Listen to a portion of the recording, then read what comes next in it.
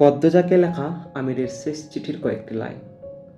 আমার চোখের মণি পদ্মজা, তোমার ওই দুচোখের অবিশ্বাস্য চাহনি আমাকে ছিন্ন ভিন্ন করে ফেলে। আমার কথা হারিয়ে যায়, আমি স্তব্ধ হয়ে যাই। খারাপের মাঝেও ভালো থাকার মন্ত্র ছিল তোমার ওই দৃষ্টি। সেই দৃষ্টিতে যখন ঘৃণা দেখতে পাই, আমার বুক পুড়ে যায়, আমার মস্তিষ্ক ফেটে যায়। তোমার আহত মুখশ্রী দেখে আমার শরীরের চামড়া ঝলসে যায়। তোমার দুচোখের জল দেখে সমুদ্র আছড়ে পড়ে মাথার উপর।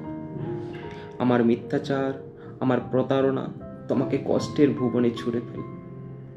বিষাদের ছায়া ঢেকে যায় তোমার ওই চোখ। সেই বিষাদটুকু মুছে দেওয়ার অধিকার আমি হারিয়ে ফেলি। যদি পারতাম, আকাশের মেঘ হয়ে তোমার ওই কাজল কালে আঁখি ছুঁয়ে সবটুকু বিষাদ ধুয়ে মুছে সাফ করে দিতাম। কেমন হয়েছে এই লাইনগুলো? আর এই লাইনগুলো নেওয়া হয়েছে ইলিমা বেহরোজ এর উপন্যাস পদ্মজা থেকে।